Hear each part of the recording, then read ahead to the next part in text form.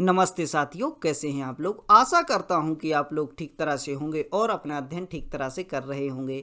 भारतीय राज्य व्यवस्था का है 112वां व्याख्यान है और इसके अंतर्गत हम डिस्कस करने वाले हैं पंचायती राज के लिए भारत में किस प्रकार से पंचायती राज को स्थापित किया गया, किस प्रकार से यहाँ की प्रक्रिया रही। हम देख सकते हैं कि कोई भी जो हम देख सकते हैं कि प्रशासक, कोई भी ऐसा नेता यह नहीं चाहता था कि पंचायतों को पावर्स दी जाए, लेकिन किस प्रकार से यह पंचायतों के लिए बात निकल कर आई कि इनको स्वायत्तता देनी चाहिए। तो वही सब हम डिस्कस करते हैं पंचायती राज के बारे में। क्रम के आधार पर आप धीरे धीरे देखते जाइए और आप आसानी से समझ पाएंगे कि किस प्रकार से पंचायती राज यहाँ पर लागू किया गया। इसके अलावा इससे संबंधित कहीं ना कहीं से प्रश्न पूछे ही जाते हैं आपके जीएस के अंतर्गत, एवं पंचायती राज बहुत ही प्रमुख विषय हो जाता है, तो आप बहुत ही आसानी से इसको समझ पाएंगे। बने रहिए मेरे साथ। प्रारंभ करते हैं आज का व्याख्यान। पंचायती राज की बात करें तो इसको लोकल गवर्नमेंट कहा जाता है। लोकल का अर्थ होता है स्थानीय, गवर्नमेंट का अर्थ होता है प्रशासन या सरकार।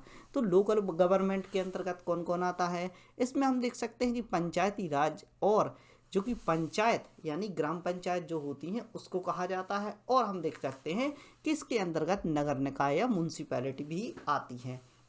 तो आपने समझा कि पंचायती राज के अंतर्गत दो चीज़ों को डिस्कस किया जाता है, एक होती है हमारी पंचायतें और दूसरी होती है म्यूनसिपैलिटी यानी नगर पालिका। ग्रामों के परिप्रेक्ष्य में जो महात्मा गांधी के विचार थे, यहाँ पर हम क्या कर रहे हैं, पंचायत की बात यानी ग्रामों की बात कर रहे हैं।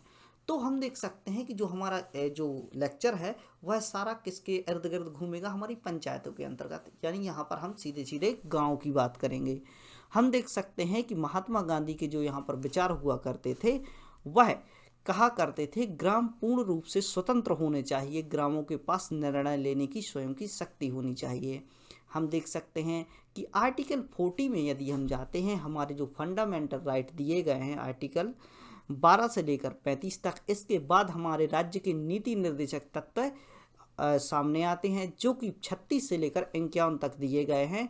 इसमें एक आर्टिकल 40 है जिसे आर्टिकल 40 भी आप कह सकते हैं, उसमें महात्मा गांधी के विचारों को संकलित किया गया है।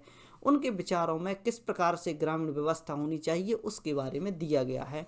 तो हम देख सकते हैं कि महात्मा गांधी जी के द्वारा कहा गया कि ग्रामों के पास स्वायत्तता होनी चाहिए, निर्णय लेने की शक्ति होनी चाहिए। आप पूछेंगे किस प्रकार के निर्णय, उन्हें अपने ही क्षेत्र में किसी भी प्रकार की सड़क निर्माण करनी है, खड़ंजा बनवाने हैं, और इसके अलावा हम देख सकते हैं तालाब बनवाने हैं वाटर लेवल को सही करने के लिए। तो यह सब जो यहाँ पर निर्माणाधीन कार्य हैं वह स्वयं से कर सके। तो इस प्रकार की बात कहाँ के महात्मा गांधी जी द्वारा कही जा रही थी। जिस प्रकार मानव के शरीर में सबसे छोटी इकाई कोशिका होती है, यानी हम अपनी बॉडी को देखें तो जिस तरह से हमारे शरीर में सबसे छोटी इकाई कोशिका होती है और हमारा शरीर कई कोशिकाओं को मिलाकर बना होता है, तो उसी प्रकार प्रशासन की सबसे छोटी इकाई ग्राम होती है। कई ग्रामों को मिलाकर हमारा देश बनता है। भारत की 80% आबादी गाँव में ही निवास करती है, 20% आबादी देखें तो वह शहरी है। यदि हम अपने ग्रामों को विकसित बनाएंगे तो ही हमारा देश अत्यधिक रूप से विकसित हो पाएगा। यदि हमारे गांव पिछड़े रहेंगे तो उनका विकास नहीं होगा, तो हमारे देश का भी विकास होना संभव नहीं है। आगे देखते हैं, गांधी जी द्वारा कहा गया कि 1000 लोगों को लीजिए, यानी छोटी छोटी सी यूनिट्स बनाइए जिनमें हम देख सकते हैं कि 1000 लोगों को लेकर एक ग्राम बनाया जाना चाहिए। उन्हें पूर्ण स्वतंत्रता देनी चाहिए कि आप अपने गांव में नल लगाएं, सड़क निर्माण करें, नाली वगैरह की व्यवस्था करें। तो यह सब जिम्मेदारी ग्राम के प्रधान के पास होनी चाहिए, ना कि प्रधानमंत्री के पास। प्रधानमंत्री जी कहाँ किसको ढूंढते फिरेंगे, तो इसके लिए अथॉरिटी होनी चाहिए किसके पास, ग्राम के प्रधान के पास, कि वह नल लगवा सके, सड़कों का निर्माण करवा सके, चबूतरे बनवा सके, स्कूल एवं शिक्षा की व्यवस्था करवा सके। यह ग्राम के अंदर ही होना चाहिए। तो हम देख सकते हैं इसको हम आसानी से इम्प्लीमेंट कर पाएंगे। पंचायती राज के परिप्रेक्ष्य में जवाहरलाल नेहरू के विचार को देख लेते हैं, तो इन्हों के द्वारा जो कहा गया कि हमारा देश गरीब है क्योंकि हमारे देश के गांव गरीब हैं। यदि हम अपने ग्रामों को अमीर बनाएंगे तो ही हमारा देश विकसित देशों की तरह दिखाई देगा या विकसित देशों की श्रेणी में आएगा। अभी हाल ही में हम विकासशील अर्थव्यवस्था कहलाते हैं, यानी हम विकासशील की राह पर चल रहे हैं। अभी हम देख सकते हैं कि जैसे यूएसए हुआ और भी जो कि रसिया हुआ, इस प्रकार के जो देश हैं वह विकसित देशों की श्रेणी में आते हैं। हम विकसित देशों की श्रेणी में इसलिए नहीं आते क्योंकि हमारे गांव गरीब हैं। यदि हमें अपने देश को अमीर बनाना है तो हमें अपने ग्रामों को अमीर बनाना होगा। इस प्रकार की बात जवाहरलाल नेहरू जी के द्वारा कही गई, जो कि भारत के प्रथम प्रधानमंत्री हुआ करते थे। हमारे देश में प्रारंभ से ही केंद्रीकृत व्यवस्था रही है, यानी इस बात को आप समझ लीजिए। केंद्रीकृत व्यवस्था का अर्थ होता है कि जो हमारे यहाँ पर पहले मोनार्की हुआ करती थी, जिसे कि हम राजतंत्र कहते हैं। राजतंत्र में क्या होता था? राजतंत्र में राजा का शासन हुआ करता था, जिसमें वह ज़्यादा से ज़्यादा शक्तियाँ अपने पास रखा करता था। हम देख सकते हैं कि जो राज दरबार लगते थे तो वह जुडिशरी यानी जज का काम भी वही करता था, प्रशासन की जिम्मेदारी भी उसी के पास होती थी। कहीं कहीं पर हम देख सकते हैं कि सेना का प्रमुख भी वही हुआ करता था। हम देख सकते थे कि जो भारतीय राजा होते थे, जब वह युद्ध में जाते थे तो सबसे आगे वह हाथी पर बैठकर चला करते थे। तो इस प्रकार से हम देख सकते हैं कि सबसे पहले हमारे यहाँ पर जो भूलें की गई, उसमें सबसे बड़ी बात क्या थी कि केंद्रीकृत व्यवस्था हुआ करती थी। अब हम औपनिवेशिक काल में आ जाते हैं। तो जब अंग्रेजों का शासन यहाँ पर हुआ करता था तो हम उनके जो गवर्नर्स को देखें तो उनके द्वारा सबसे अधिक शक्तियाँ जो अपने गवर्नर्स के पास रखा करते थे। और हम देख सकते हैं कि यहाँ से उन्होंने क्या किया, उन्होंने अपने देश में जो यूरोप हुआ करता था वहाँ से विकेंद्रीकरण की नीति अपनाई। उन्होंने क्या किया कि अलग अलग जो देश उनके उपनिवेश हुआ करते थे वहाँ पर अपने गवर्नर्स को बैठा के रखा था। लेकिन हम देख सकते हैं कि हमारे भारत के परिप्रेक्ष्य में जो शक्तियाँ हुआ करती थी वह ब्रिटेन के पास हुआ करती थी। इसके बाद हम बात करें 1950 की, जब हमारा संविधान लागू कर लिया जाता है। तो हमारे देश के संविधान को जब पूर्ण रूप से लागू किया जाता है तब भी यहाँ पर विकेंद्रीकरण नहीं होता या सत्ता का हस्तांतरण नहीं होता। ज़्यादातर शक्तियाँ केंद्र के पास ही होती हैं, जो कि नकल की गई थी हमारे इतिहास की, हमारे औपनिवेशिक काल की, तथा पंचायतों को कम शक्ति यहाँ पर प्रदान हुआ करती थी। अब यहाँ से आप समझ पा रहे होंगे कि किस प्रकार से इसकी मांगें बढ़ी। अब 26 जनवरी 1950 को जब हमारा संविधान लागू किया गया तो पंचायती राज को कोई भी जगह नहीं दी गई थी। हम देख सकते हैं कि जो पंचायतें हुआ करती थी या नगर पालिकाएँ हुआ करती थी वह राज्य के अंतर्गत ही आया करती थी। आगे देखते देखते आप समझ पाएंगे कि किस प्रकार से हमने इसको ग्रामों को स्वायत्तता प्रदान कराई। वर्तमान में हमारे देश में त्रिस्तरीय सरकार देखने को मिलती है, यानी आज की परिस्थिति में हम देखें तो त्रिस्तरीय सरकार हमारे यहाँ पर देखने को मिलती है, जिसमें हम देख सकते हैं इसका एक स्तर केंद्र होता है, दूसरा स्तर राज्य होता है और तीसरा स्तर पंचायतें होती हैं। तो हम देख सकते हैं कि इस प्रकार की हम व्यवस्था को देख सकते हैं। पंचायत ही एक ऐसा माध्यम है जिसके आधार पर हम जमीनी स्तर पर लोकतंत्र को लागू कर सकते हैं। यदि हमें लोगों से सीधे तौर पर जुड़ना है तो हम पंचायतों के माध्यम से ही जुड़ सकते हैं। 1950 में 42 वर्षों को जो समय बीता, इसमें हम देख सकते हैं कि जो पंचायती राज की बात की गई 1950 में हमने अपने संविधान को स्वीकार कर लिया गया था। इसके बाद 52 वर्ष लगे हमारे लिए, क्या 1992 में 73वें संविधान संशोधन के माध्यम से पंचायतें तथा 74वें संविधान संशोधन के माध्यम से 1992 में ही क्या कर लिया गया, नगर पालिकाओं को यहाँ पर संवैधानिक दर्जा दिया गया। हम देख सकते हैं कि कितना समय लगा, 42 वर्षों का समय लगा। इस समय में हमारे जो ग्राम हुआ करते थे उनको स्वायत्तता दी गई। 24 अप्रैल की डेट आपको याद रखनी है। 24 अप्रैल को प्रत्येक वर्ष हम पंचायती राज दिवस मनाते हैं, जो कि सचिन तेंदुलकर जी का बर्थडे की जो डेट है। इसमें हम देख सकते हैं कि जिस प्रकार वह ग्राउंड लेवल पर खेला करते थे उसी प्रकार पर राजनीति को या प्रशासन को ग्राउंड लेवल तक पहुंचाने के लिए 24 अप्रैल को क्या किया जाता है, पंचायती राज दिवस को मनाया जाता है। आगे देखते हैं। अब गांधी जी का एक जो विचार था 1,000 लोगों का एक ग्राम होना चाहिए। तो इस प्रकार के विचार से इनका तात्पर्य क्या था, यहाँ पर हम समझने का प्रयास करेंगे। महात्मा गांधी जो हुआ करते थे वह इतिहास व औपनिवेशिक काल, इतिहास में हम देख सकते थे कि मोनार्की हुआ करती थी, राजाओं के पास रूल्स हुआ करते थे, सत्ता का एकीकरण उन्हीं के पास हुआ करता था। औपनिवेशिक काल में भी इसी प्रकार की घटनाएं दोहराई गई। तो हम देख सकते हैं कि इन घटनाओं से यह एक तो इतिहास को भी पढ़ चुके थे और उसके अलावा हम देख सकते हैं कि औपनिवेशिक काल की जानकारी भी यहाँ पर इनको हुआ करती थी। इन्होंने अपनी जो शिक्षा ग्रहण की थी वह ब्रिटेन में जाकर की थी, तो वहाँ का भी अच्छा खासा ज्ञान इनके लिए था। उन्हें ज्ञात था कि किस प्रकार से पूंजीवादियों का देश में शासन हो जाता है तो देश की किस प्रकार से हालतें होती हैं। हम देख सकते हैं कि यदि सत्ता कुछ पूंजीवादी, यहाँ पर हम देख सकते हैं कि मान लो आपने कुछ अथॉरिटी के लिए सत्ता दे दी, मतलब आप राज्य के कुछ मंत्रियों के पास आपको पावर्स है कि वह ग्रामों को सुविधाएं मुहैया कराना है। तो हम देख सकते हैं कि ज़्यादातर जो नेता निकल कर आते हैं वह पूंजीवादी हुआ करते हैं, यानी उनके पास धन दौलत होती है, आसानी से वह प्रचार करते हैं और वह वहाँ पर पहुँच जाते हैं। तो हम देख सकते हैं कि जो सुविधाएँ हैं वह आसानी से ग्रामों तक नहीं पहुँच पाएंगी, क्योंकि क्योंकि हम देख सकते हैं कि वह अर्थवादी जो लोग हैं, पूंजीवादी जो लोग हैं, उनके यहाँ पर क्या है, उनको इम्प्लीमेंट करने की जिम्मेदारी दी गई हैं। इसलिए गांधी जी कहते थे कि 1000 लोगों की एक यूनिट बनाइए, उसको ग्राम का क्या दीजिए, उसको ग्राम की मान्यता दीजिए, उस ग्राम को सारी पावर दीजिए कि किस प्रकार से वह अपना विकास करना चाहते हैं।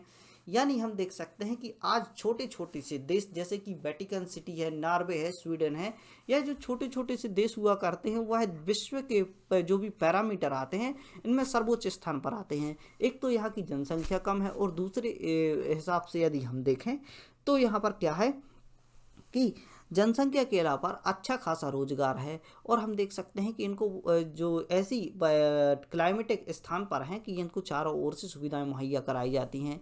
तो इस प्रकार से हम देख सकते हैं तो हमारे देश में जनसंख्या भी बहुत है, और हम इसके अलावा देख सकते हैं कि शिक्षा का भी यहाँ पर अभाव है। तो इस प्रकार से हम देख सकते हैं कि यदि हम इसको यूनिट में बांट देंगे, यानी छोटे छोटे यूनिट में इनको बांट देंगे और उनका विकास करेंगे तो आसानी से यहाँ पर विकास किया जाएगा। तो यही बात गांधी जी के द्वारा कही गई थी, इसलिए उन्होंने 1000 लोगों की यूनिट बनाने के लिए सलाह दी थी। आगे देखते हैं, एपीजे अब्दुल कलाम जी का भी बहुत ही नेक विचार था। इनके द्वारा पूरा का कॉन्सेप्ट दिया गया, provide urban immunity rural person, यानी यह कह रहे थे कि जो भी शहरी लोगों के लिए सुविधाएं होती हैं उसी प्रकार की सुविधाएं हमें ग्रामीण लोगों के लिए देनी चाहिए, तभी हम अपने देश को क्या कर पाएंगे, तरक्की कर पाएंगे। जिस प्रकार से शहरी लोग शिक्षित होते हैं उसी प्रकार के ग्रामीण क्षेत्रों के बच्चे भी शिक्षित होने चाहिए। जिस प्रकार की सुविधाएं, जैसे कि हम देख सकते हैं नल की व्यवस्था, यहाँ पर हम देख सकते हैं कि अकेले पानी को लेकर ग्रामीण क्षेत्रों में जो लोग होते हैं कई मीलों की यात्राएं करते हैं सारा दिन पानी भरने में, और उसकी आपूर्ति करने में 1-2 व्यक्ति का समय व्यतीत होता है। वहीं हम शहरों में देखें तो घर पर नल आते हैं, वह आसानी से पानी भर लेते हैं और इसके अलावा अपने अन्य कार्यों में ध्यान लगाते हैं। ग्रामीण क्षेत्र हुआ करते हैं, यहाँ पर सारा ध्यान क्या होता है, अपने कार्यों में होता है। छोटे छोटे से बच्चों को खेत पर ले जाया जाता है, उनके लिए काम कराया जाता है, चूँकि यहाँ पर काम ढेर सारा होता है। वहीं हम शहरों में देखें तो शहरों में क्या होता है कि मशीनों से अधिकतर कार्य होता है। जो यहाँ परिजन होते हैं वह जॉब्स में होते हैं या नौकरियां करते हैं, तो बच्चों के लिए एक समय होता है कि वह स्कूल जा सके। तो इसी प्रकार की सुविधाएं ग्रामों में होनी चाहिए। इस प्रकार का कॉन्सेप्ट किनके द्वारा, राष्ट्रपति अब्दुल कलाम जी के द्वारा दिया गया था। आगे देख सकते हैं, कुछ आंकड़ों में देखें तो आंकड़ों को आप को याद रखना, एक छोटा छोटा सा आइडिया होना चाहिए किस प्रकार की जनसंख्या हमारे यहाँ पर पाई जाती है। देश में यदि पंचायतों की संख्या देखें तो 2,47,166 पंचायतें हमारे यहाँ पर हैं। ब्लॉक देखें तो 6283 ब्लॉक हमारे यहाँ पर है। जिला पंचायतों की संख्या 555 है। कुल मिलाकर हम देखें तो 2,54,044 यूनिट्स हमारे यहाँ पर हैं जिनको हमें विकसित करना है। तो इस प्रकार की यूनिट को किस प्रकार से विकसित किया जाना है, तो इन जो महारथी थे जो कि इतना सारा विचार कर रहे थे, एपीजे अब्दुल कलाम हुए, महात्मा गांधी हुए, जवाहरलाल नेहरू हुए, इन सब के विचारों के अनुसार यदि कार्य किया जाता तो ही हम देश का भला कर सकते थे। हमारे देश में 2.5 यानी 2.5 लाख ग्राम पंचायतें हैं। इतना हमें सोचकर चलना चाहिए और इस प्रकार से हमें देश के विकास के लिए कार्य करना चाहिए। हमारे देश की पंचायतों में महिलाओं की हिस्सेदारी विश्व की तुलना में सबसे अधिक है, क्योंकि हमारे यहाँ पर पंचायतें अधिक हैं और इसमें हम देख सकते हैं कि जो महिलाओं का पार्टिसिपेशन है वह सबसे अधिक है। यह बात भी आपको याद रखनी है। आगे अब हम बात करेंगे भारत की प्रशासनिक व्यवस्था के बारे में कि भारत में किस प्रकार से प्रशासनिक व्यवस्था चलती है। हम सबसे पहले देखते हैं तो भारत सरकार की बात होती है। भारत सरकार के नीचे इसके राज्य आते हैं, तो यहाँ पर राज्य सरकार की बात होती है। राज्य सरकारों के अंतर्गत क्या होता है कि यहाँ के एक राज्य को ले लें तो उस राज्य के संभाग आएंगे, और संभाग के अलावा हम देख सकते हैं यहाँ पर उससे छोटी यूनिट जो होती है वह जिला होती है। अब हम देख सकते हैं स्थानीय प्रशासन की, तो ग्रामीण स्थानीय सरकार होती है, यहाँ पर जिला परिषद होती है, ब्लॉक पंचायत समिति होती है तथा ग्रामीण ग्राम पंचायत होती है। शहरी लेवल पे यदि हम देखें म्यूनसिपैलिटी जिन्हें कहा जाता है तो शहरी स्थानीय सरकार होती है। इसके अंतर्गत नगर पंचायत आती है, पर नगर पालिका आती है, पर शहरी परिषद आती है। तो इस प्रकार से यहाँ पर व्यवस्थित किया गया है। सभी राज्यों में त्रिस्तरीय सरकार देखने को नहीं मिलती है। हम देख सकते हैं कि त्रिस्तरीय सरकार की यदि हमने बात की थी कि भारत में वर्तमान में त्रिस्तरीय सरकार है, तो यह मेजॉरिटी में बात होती है। यानी हम देख सकते हैं कि कहीं पर यहाँ पर त्रिस्तरीय, द्विस्तरीय और चतुर्थ स्तरीय सरकार भी देखने को मिलती है, क्योंकि पंचायती राज के लिए क्या स्वतंत्रता दी गई थी कि राज्य अपने अनुसार अपने राज्य में उसको इम्प्लीमेंट कर सकते हैं। तो इस प्रकार से हम देख सकते हैं कि अलग अलग राज्यों द्वारा अपने कंफर्ट के हिसाब से इसको ज्वाइन किया गया या इम्प्लीमेंट किया गया। पंचायती राज स्थापित करने के लिए बनाई गई कमेटियों के बारे में यदि बात करें, तो अब हम यहाँ पर थोड़ा सा इवेल्युएशन देखेंगे कि किस प्रकार से हमारी जो पंचायतें हैं वो इवॉल्व हुई। अब हम देखते हैं बलवंत राय मेहता कमेटी के बारे में। बलवंत राय मेहता कमेटी यह पंचायती राज से संबंधित है। सबसे पहले बात आपको यह याद रखनी है। अब इसकी सिफारिशों को देखें तो यह जो कमेटी है 1957 में, यानी भारत के संविधान को 1950 में लागू किया गया था। अब हम 7 वर्ष का समय व्यतीत करते हैं। 7 वर्ष के समय में हम देख सकते हैं ग्रामों के लिए भी मांगें उठने लगती हैं। जब ग्रामों के लिए मांगें उठने लगती हैं तो कमेटी गठित की जाती है। बलवंत राय मेहता जी की अध्यक्षता में यह कमेटी बनाई जाती है। समय होता है 1957 का।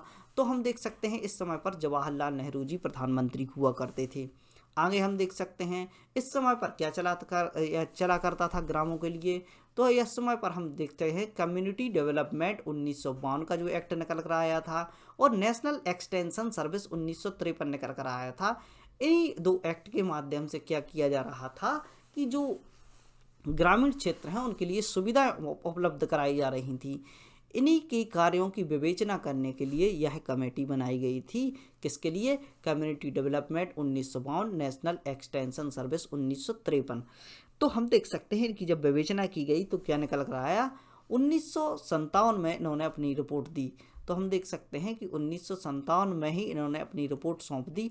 इसमें कहा गया कि अब देश में जो प्लान चल रहे हैं, यानी community development, national extension service जो यहाँ पर चल रही हैं, उनको समाप्त कर देना चाहिए तथा प्रशासन का विकेंद्रीकरण करना होगा यदि आप देश का विकास चाहते हैं। यानी जो यह कार्य आप कर रहे थे इससे कुछ नहीं हो रहा है, आपको सत्ता का विकेंद्रीकरण करना होगा। निचले स्तर पर जो पंचायतें हैं उनको सुविधाएं मुहैया करानी चाहिए। तो यह बातें यहाँ से निकल कर आ रही थीं। आगे देखते हैं बलवंत राय कमेटी के बारे में कि क्या क्या सिफारिशें इनके द्वारा दी गई। इनके द्वारा कहा गया कि जिस प्रकार से आप राज्यों में पितृ प्रधानता के सिद्धांत पर कार्य कर रहे हैं, उन्हें स्वतंत्रता देनी होगी जिससे कि वह अपनी समस्याओं का समाधान तथा विकास के मार्गों को खोज सकें।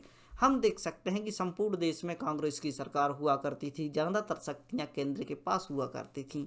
इस प्रकार से हम देख सकते हैं कि इस कमेटी के द्वारा क्या कहा गया कि आप जो शक्तियां हैं इनका बंटवारा कीजिए, थोड़ी सी शक्तियां नीचे भी सौंपिए, राज्यों के पास सौंपिए। राज्यों के बाद हम ग्राम पंचायतों की बात करेंगे। तो हम देख सकते हैं इस प्रकार की बात कमेटी के द्वारा की गई।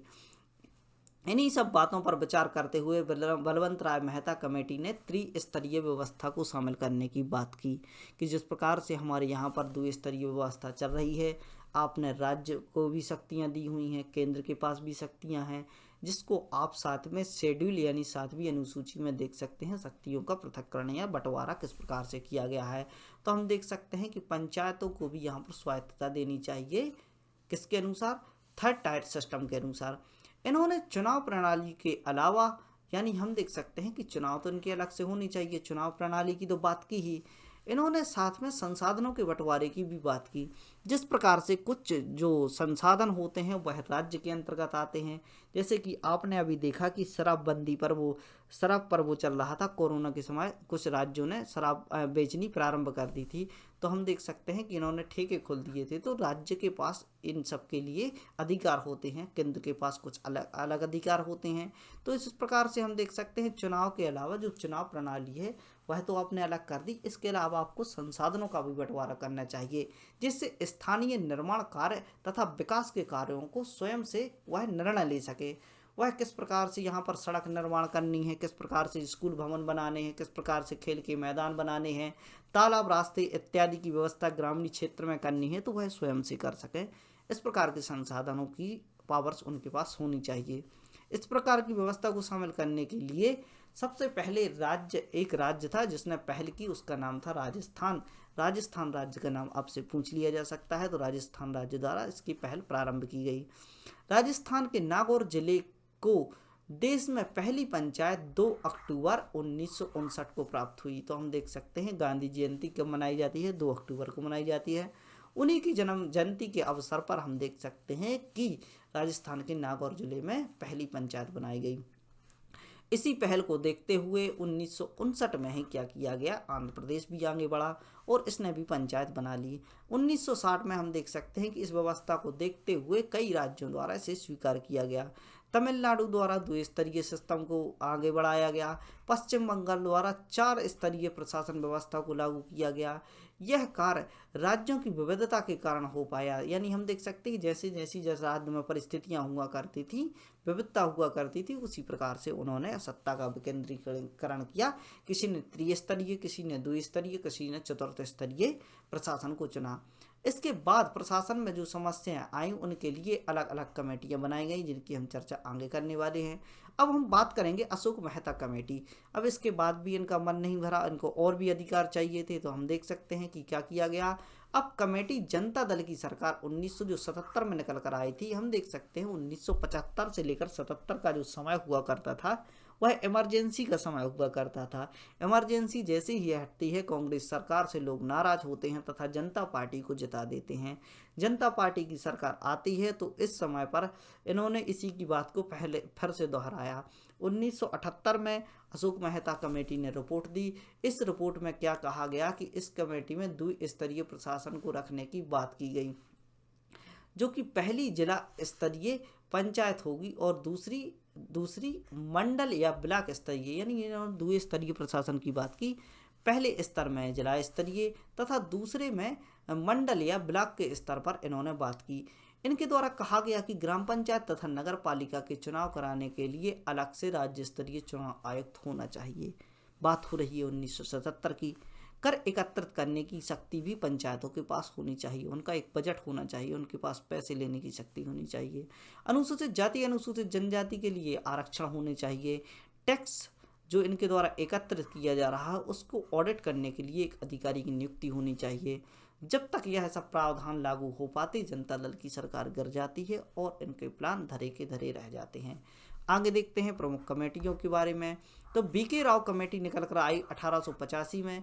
यह योजना आयोग द्वारा गठित की गई, जिसमें सिफारिश दी गई कि पंचायतों को जिला स्तर पर मान्यता देनी चाहिए।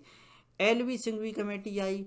यह राजीव गांधी की सरकार के समय निकल कर आई, बहुत ही महत्वपूर्ण हो जाती है, आपको इसके बारे में जानकारी होनी चाहिए।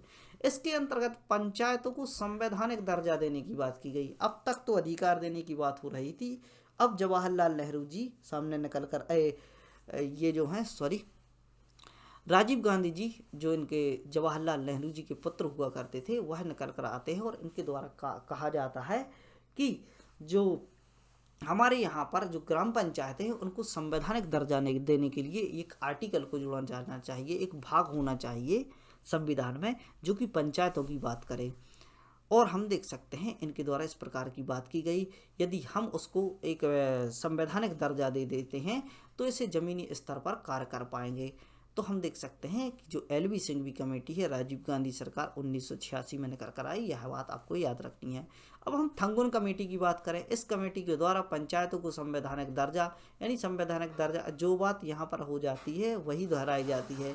हम देख सकते हैं जिस बच्चे ने अभी तक लॉलीपॉप नहीं खाई है वो उसके लिए रोएगा नहीं, और एक बार वो खा लेगा तो फिर बार बार उसकी मांग करेगा। तो हम देख सकते हैं कि एक बार बात हो चुकी थी किसकी, संवैधानिक दर्जा देने की, और लोगों की जुबान में यह बात बस चुकी थी। जो थंगुन कमेटी निकल कर आती है तो पंचायतों को संवैधानिक दर्जा, महिलाओं के लिए सीटों का आरक्षण, संसाधनों पर अधिकार, अलग चुनाव आयुक्त, त्रिस्तरीय सरकार जैसे मुद्दों को शामिल करने की बात थंगुन कमेटी में की गई थी। गाडगिल कमेटी निकल कर आती है तो वही सब बातें गाडगिल कमेटी द्वारा भी दोहराई जाती हैं। बोलते हैं कि संवैधानिक दर्जा पहले चाहिए, आरक्षण भी चाहिए महिलाओं के लिए, अनुसूचित जाति अनुसूचित जनजाति को भी आरक्षण चाहिए। आरक्षण के अलावा हम देख सकते हैं कि जो चुनाव आयुक्त है वह हमारा अलग से होगा, और नियुक्ति जैसे मुद्दों की बात इन्होंने की थी। तो हम देख सकते हैं कि यहाँ पर हमारा जो कार्य है वह संपन्न होता है। यह सब निकल कर क्या होता है कि 1992 का जो समय आता है उस समय पर पंचायती राज्य व्यवस्था को लागू कर लिया जाता है। 73वें संविधान संशोधन द्वारा ग्रामीण पंचायतों को तथा 74वें संविधान संशोधन द्वारा म्यूनसिपैलिटी यानी नगर पालिकाओं को यहाँ पर संविधान का हिस्सा बनाया जाता है। तो इसके अलावा एक लेक्चर और आएगा जिसके माध्यम से पंचायती राज के बारे में हम जानकारी प्राप्त करेंगे और सारे क्वेश्चन आपके सॉल्व होते नजर आएंगे। इसी प्रकार से आपसे प्रश्न पूछ लिए जाते हैं। इसी प्रकार के ज्ञान के लिए बने रहें study right by Mani Pandey से। करते रहें अपना अध्ययन, पढ़ते रहिए, खुश रहिए। जय हिंद, भारत माता की जय। 112 लेक्चर आपके आ चुके हैं। सारे लेक्चर्स को आप देखिए, पॉलिटी का कोई भी क्वेश्चन बाहर नहीं जाएगा। ऐसे बच्चों तक लेक्चर्स को पहुंचाने का प्रयास करिए जो कि इस प्रकार की शिक्षा को प्राप्त करना चाहते हैं और आर्थिक रूप से कमज़ोर हैं। तो पढ़ते रहें, खुश रहें। जय हिंद, भारत माता की जय। मिलते हैं आपसे अगले लेक्चर में।